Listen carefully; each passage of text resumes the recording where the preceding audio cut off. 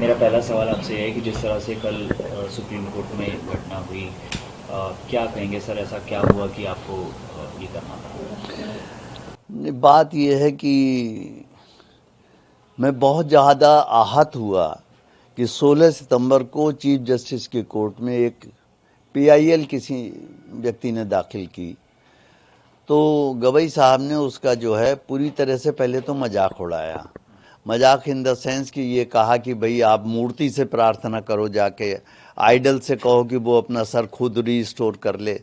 जबकि हम देखते हैं कि यही चीफ जस्टिस बहुत सारे धर्मों के खिलाफ, जो दूसरे समुदाय के लोग हैं, आप सब जानते हैं वो लोग कौन हैं, उनके खिलाफ जब कोई केस आता है तो बड़े बड़े स्टेप, जैसे मैं एग्जाम्पल देता हूँ, हल्द्वानी में रेलवे की ज़मीन पर एक विशेष समुदाय का कब्जा है। जब उसको हटाने की कोशिश की गई तो सुप्रीम कोर्ट ने स्टे लगा दिया 3 साल पहले, जो आज तक लगा हुआ है। ऐसे ही नुपुर शर्मा का जब मामला आया तो कोर्ट ने कह दिया आपने माहौल ख़राब कर दिया। ये सब तो कहते हैं, रोक लगाते हैं, वो सब करते हैं, बिल्कुल ठीक है। लेकिन जब हमारे सनातन धर्म से रिलेटेड कोई मामला आता है, चाहे वो जल्लीकट्टू हो, चाहे वो दही हांडी की ऊंचाई तय करनी हो, या कोई भी मुद्दा हो छोटा मोटा, तो उसके ऊपर वो जरूर ऐसा कोई ना कोई ऑर्डर पास करते चली आ रही है ये सुप्रीम कोर्ट, जिससे कि मैं बहुत दुखी हूँ कि ऐसा इन्हें नहीं करना चाहिए। ठीक है, उस आदमी को रिलीफ नहीं देनी थी, मत दीजिए, मगर मजाक भी मत कीजिए उसका। फिर उससे कहा कि आप जाके मंदिर की उसी मूर्ति के सामने मेडिटेट करें। हम कोई ऑर्डर, अन्याय, ये इनजस्टिस ये किया कि उसके रिट पिटिशन को खारिज भी कर दिया। तो इन चीज़ों से लेकर मैं बहुत आहत था। वैसे मैं हिंसा के बहुत ज़्यादा खिलाफ हूँ, मगर ये आप लोग ये भी देखिए कि एक अहिंसक आदमी, सीधा सच्चा आदमी, जिसके ऊपर कोई केस आज तक नहीं है, किसी ग्रुप को नहीं बिलोंग करता है, उसको क्यों ये सब करना पड़ा। ये जरूर सोचने वाली बात है, पूरे देश को ये चिंतन करने वाली बात है कि ऐसा क्या हो गया आखिर। मैं भी कम पढ़ा लिखा नहीं हूँ, मैंने भी एमएससी पीएचडी एलएलबी, मैं भी गोल्ड मेडलिस्ट हूँ। ऐसा नहीं है कि मैं नशे में था या मैंने कोई गोलियां खा रखी थी और मैं कुछ करके आया, ऐसा कुछ भी नहीं है। उन्होंने एक्शन किया, मेरा रिएक्शन था, ये जो भी था। तो आप इसके लिए जैसे लेना चाहें लीजिए, आई एम फ्री टू से दिस थिंग कि मैं फियरफुल नहीं हूँ किसी चीज़ के लिए, ना मुझे कोई इस बात का अफसोस है कि क्या हुआ क्या नहीं हुआ। सर, एक सवाल ये है कि कल आप सुप्रीम कोर्ट जब गए तो क्या आपका कोई मैटर लगा हुआ था, या फिर आप पहले से सोच के गए थे कि हाँ? नहीं, मेरा मैटर नहीं लगा हुआ था, लेकिन ये बात है कि मैं पहले से सोच के इसलिए गया था क्योंकि 16 सितंबर के बाद से मुझे नींद नहीं आ रही थी, और कोई परमात्मा की शक्ति मुझे नींद से उठा उठा के कहती थी कि भाई ये क्या कर रहे हो, तुम सो रहे हो, देश जल रहा है, तुम सो रहे हो। तो इसलिए मुझे ये करना पड़ा। कल की तैयारी मेरी थी ये कि मैं 2 दिन, मैं हार्ट का पेशेंट हूँ, वाल्व मेरा एक पूरी तरह से ख़राब है, जिसका अब मुझे रिप्लेसमेंट कराना है। अपोलो में मेरा पिछले 7-8 साल से इलाज चल रहा है हार्ट का। मैं 2 दिन की दवाएं लेके गया था क्योंकि मुझे मालूम है कि पुलिस के इंतजाम में इसमें उसमें देर लगेगी। और मैं ये भी सोच, मुझे तो बड़ा ताज्जुब है कि चीफ जस्टिस ने मुझे छोड़ दिया। मैं इसे उनका उपकार मानूं, एहसान मानूं कि क्या मानूं, ये मैं नहीं समझ पा रहा हूँ।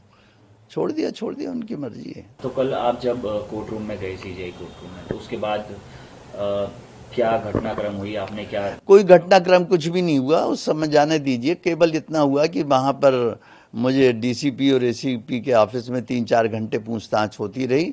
मैं नहीं जानता कौन कौन ऑफिसर थे, लेकिन उनका बहुत बहुत धन्यवाद है कि उन्होंने एक बार चाय और बिस्किट भी मुझे खिलाए और एक बार लंच भी कराया, पानी को पूछते रहे। ये सब मैं उनका उपकार मानता हूँ। लेकिन सर, एक सवाल ये है कि लोकतंत्र का एक स्तंभ होता है जुडिशरी, और जुडिशरी का सबसे ऊंचा पद सीजीआई।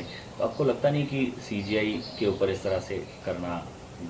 नहीं, क्या करना क्या न करना वो जाने दीजिए, मैं उसमें नहीं पड़ता। मगर सीजेआई को भी ये सोचना चाहिए कि इतने ऊंचे संवैधानिक पद पर जब वो बैठे हुए हैं, पूरी कोर्ट में हर वकील, काबिल से काबिल वकील उन्हें मी लॉर्ड कह रहा है, तो उन्हें मी लॉर्ड के माने समझने चाहिए। मी लॉर्ड का क्या मतलब है, उसकी गरिमा रखनी चाहिए।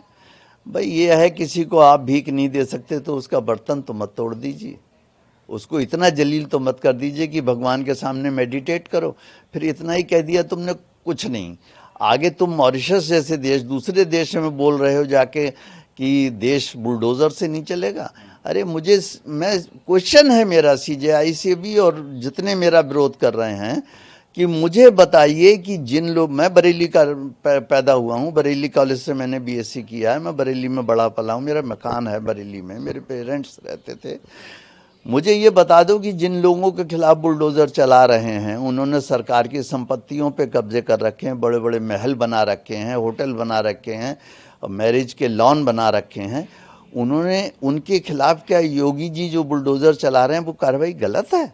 उन्होंने अवैध ज़मीनों पर कब्जा कर रखा और तुम रोक लगाते जा रहे हो, हाई कोर्ट सुप्रीम कोर्ट वाले। तुम ये नहीं सोच रहे हो कि तुमने हल्द्वानी में जो ज़मीन रेलवे की, मैं हल्द्वानी भी जा चुका हूँ, मैंने वो झुग्गी झोपड़ियाँ भी देखी हैं। आपने हल्द्वानी के रेलवे लाइन के दोनों तरफ ये पड़े हुए हैं, उस पर 3 साल से रोक लगा कि यही सुप्रीम कोर्ट बैठा हुआ है। बोलिए क्या उनके लिए, जब एक अवैध संपत्ति है तो उस पर काहे की ज़रूरत है, क्या ज़रूरत है?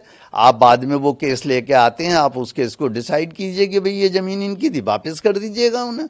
मगर ये तो नहीं कि पहले से ब्लैंकेट बैन कर दिया कि साहब इस पर बुलडोज़र नहीं चलेगा। इन सब चीज़ों से मैं आहत हूँ और रहूँगा। सर इसके अलावा एक सवाल ये भी है कि सनातन के खिलाफ भी बोलने वालों की संख्या बढ़ती जा रही है, इस पर आपका क्या कहना है? नहीं, अब बात यह है कि भाई हजारों साल हम सबके गुलाम ही रहे, जो छोटी छोटी कौम आई वो हम पे राज करके चली गई, वो केवल इसलिए क्योंकि हम हमेशा बहुत टॉलरेंट रहे, आज भी हम टॉलरेंट हैं। लेकिन जब हमारा अस्तित्व खतरे में है तो मैं चाहता हूं कि सनातनी कोई भी चुप ना बैठे, घर में कुछ ना कुछ जो जिस स्तर पे कर सकता है वो करे। मैं उकसा नहीं रहा हूं, मगर मैं ये जरूर चाहूँगा कि अपने हितों का ध्यान जरूर रखें, हम भी, हमारे पॉलिटिशियंस भी, पुलिस भी, जुडिशरी भी, और वो समझें कि भाई जब 1947 में आज़ाद हुआ था हमारा देश, उस समय 7 मुल्क थे और 7 की जगह आज 57 हैं। हम एक थे, उसमें से भी आधा इधर दे दिया, आधा उधर दे दिया, अब आधा फिर बंटने वाला, फिर हम पे क्या बचेगा? हम कहाँ भागेंगे?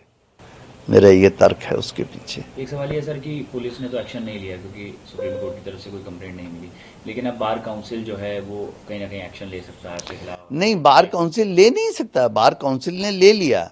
कल ही मेरे पास हार्ड कॉपी आई है, मैं आपको दिखा भी सकता हूँ, मेरे पास ही थी अभी,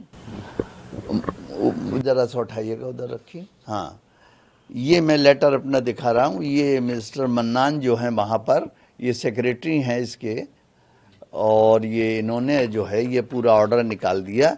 अब आप इसी ऑर्डर में केवल इसकी मेरी एक बात सुन लीजिए, एडवोकेट एक्ट जिसके अंतर्गत मुझे सस्पेंड किया गया है, उसका सेक्शन 735 पढ़ लीजिए।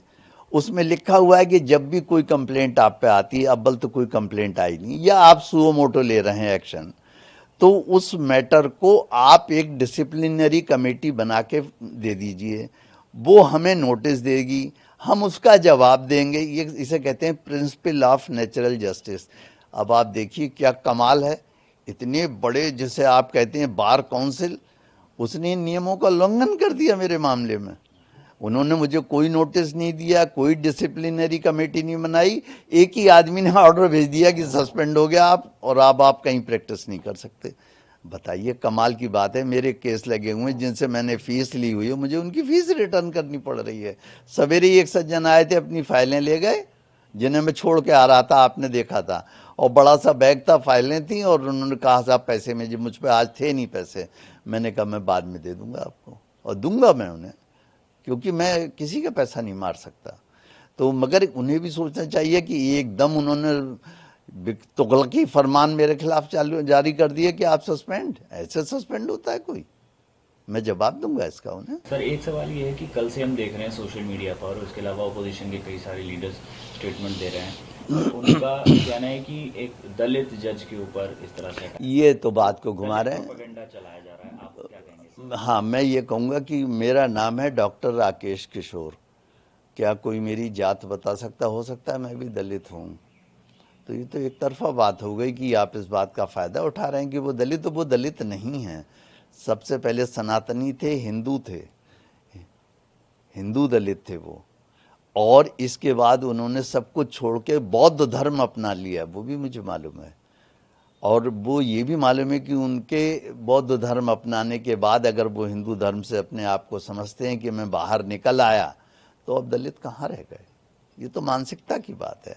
और ये जितने दलित कह के है, ये तो आप देख रहे हैं कि लोग इसी सरकार को गिरा के और चाहते हैं कि देश पर से गुलाम हो जाए। ये उनकी राजनीति है, करते हैं दीजिए। मेरा दलित उलित कुछ नहीं है। इसके अलावा सर एक ये भी है चीज़ें कि कुछ लोग, एक ये तबका है कि वो ये कह रहा है कि एक इंसिडेंट हुआ, उसमें पुलिस ने कोई एक्शन नहीं लिया, सुप्रीम कोर्ट ने कोई एक्शन लिया, अब आगे लोगों का मनोबल बढ़ेगा, इस तरह के इंसिडेंट बढ़ सकते हैं। आपको लगता है? नहीं, ये इंसिडेंट बढ़ सकते हैं, इसका कोई, अरे इसका क्या महत्व है। जजेस को भी अपनी सेंसिटिविटी बढ़ानी चाहिए। लाखों करोड़ों केस पड़े हुए हैं, पेंडिंग हैं, क्यों पड़े हुए हैं। मैं आपको एक छोटा सा एग्जाम्पल और देता हूँ। एक मेरे फ्रेंड है, उनका कड़कड़डुमा कोर्ट में मोटर व्हीकल एक्ट का चल रहा है केस। एक्सीडेंट हो गया था, और कब, जब वो 2002 में वो लगी हुई थी, क्या कहते हैं, कोरोना काल था।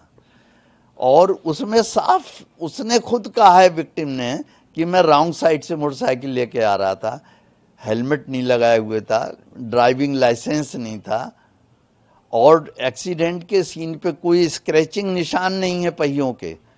जब मैंने जज की पिछली बार मैं गया उनकी अदालत में, मैंने कहा हुजूर ऐसे, तो उन्होंने कहा आप क्या चाहते हैं, मैं अभी केस ख़त्म कर दूं। कमाल है भाई, ये तो प्राइमा फेसाई चीज़ है कि अगर आदमी ये गलत आ रहा है, ड्राइविंग लाइसेंस नहीं है, मोटरसाइकिल चला रहा है, और गाड़ी के एक्सीडेंट भी ऐसे नहीं, उसको वो तो गिरा मोटरसाइकिल से, उसकी पैर की हड्डी टूट गई। ये तो नहीं थी कि हमारी गाड़ी का पहिया चढ़ गया और हड्डी के टूट के कुर्चा कुर्चा हो गया और जरा जरा सी चिप्स उधड़ गई उसकी। कुछ नहीं हुआ, ना मोटरसाइकिल डैमेज हुई, ना कार डैमेज हुई।